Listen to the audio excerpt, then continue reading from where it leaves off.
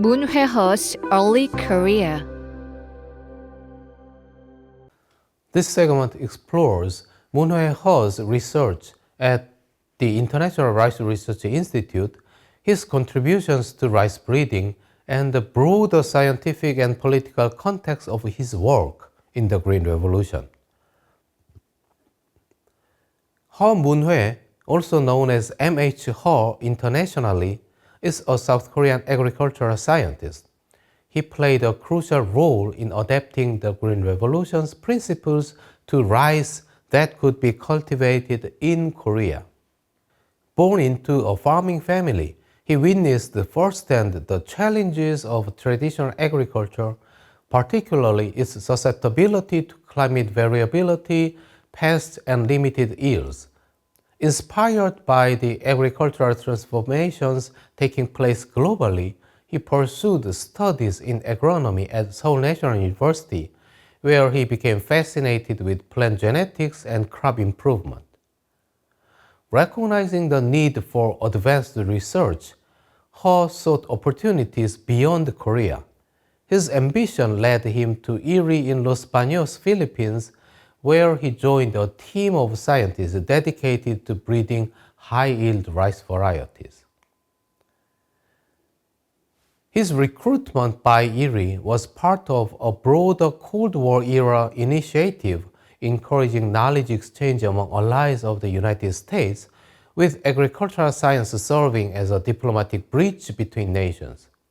At IRRI, Heo initially faced the challenges adapting to a new research environment.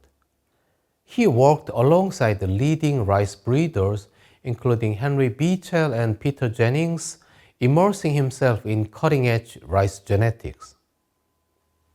His background in traditional Korean rice farming provided a unique perspective, allowing him to contribute valuable insights into breeding techniques suited for temperate climates. Hew's research focus: Indica and Japonica hybridization. One of the primary challenges in extending the Green Revolution's benefits to Northeast Asia was the fundamental genetic differences between rice varieties. As mentioned earlier, Oryza sativa, the scientific name for domesticated rice, comprises two major subspecies, Oryza sativa indica and Oryza sativa japonica. IRRI's early research efforts focused on indica rice, as it was the staple crop for most of Southeast Asia. However, this focus posed a problem for countries like Korea, where japonica rice dominated. Indica rice developed in IRRI was high-yielding but lacked the cold tolerance needed for temperate climates. Moon Hwae-ho recognized that adapting the Green Revolution's principles to South Korea required hybridization of indica and japonica varieties to develop a high-yield and cold-resistant strain.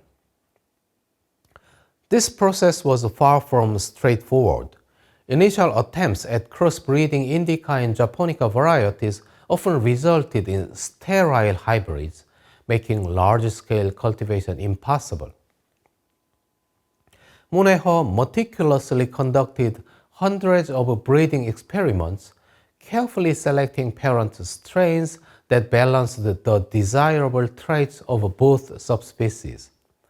His work mirrored similar challenges faced by other agricultural scientists attempting to adapt Green Revolution crops to diverse ecological conditions. IRRI 667 Breakthroughs in Rice Breeding and Genetic Innovation. After years of experimentation, Moon Hwae-ho and his colleagues achieved a significant breakthrough with a hybrid strain that exhibited both high yield potential and improved cold resistance. Among more than 500 combinations, he managed to find several promising strains. One of them was IRRI 667, which was later known to people with the name Tongil. To make IRRI 667, He underwent two generations of hybridization.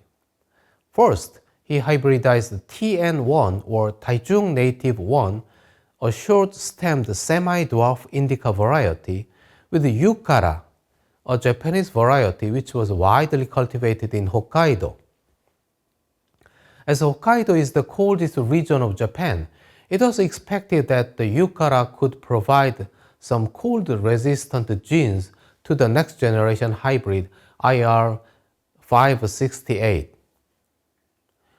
Although IR568 was nearly infertile and seemed unpromising, Muneho backcrossed it again with IR8, partially encouraged by Beecher's advice. The result, IR667, surprisingly recovered its fertility and was observed to be highly productive. He saved its seeds as one of the candidates for the future green revolution of rice in South Korea. Muneho's work was part of a larger scientific revolution in plant breeding, influenced by advancements in genetics and biotechnology. His research team applied various techniques, ensuring that the new rice variety could withstand Korea's cold temperatures while maintaining the productivity gains of the Green Revolution. His research was also supported by international collaborations. The cross-border nature of this research highlights that the Green Revolution was not a singular national effort, but rather a globally coordinated initiative with knowledge flowing between international institutions. The long-term impact of Moon Hwae-he's research. Moon Hwae-he's contributions to rice breeding had a lasting impact not only in South Korea, but also in broader global agricultural science. His work demonstrated that adapting Green Revolution technologies to new regions required localized research and breeding programs tailored to specific environmental and cultural conditions. The successful hybridization of Indica and Japonica rice set a precedent for future crop improvement efforts. Today, modern breeding programs continue to build on He's research, incorporating advancements in genetic engineering and climate-resilient agriculture. The techniques pioneered at IRRI during He's tenure still remain central to global food security initiatives, influencing research on drought-resistant, disease-resistant, and other biofortified rice varieties.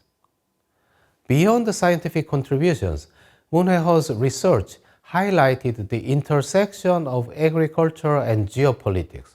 His work was part of a broader Cold War strategy in which agricultural science functioned as a diplomatic tool, strengthening alliances and showcasing technological superiority of Western-backed research institutions.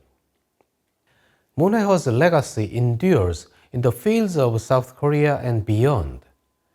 His research at IRRI contributed to the broader success of the Green Revolution, proving that scientific innovation, when adapted to local realities, can profoundly impact food security and agricultural sustainability.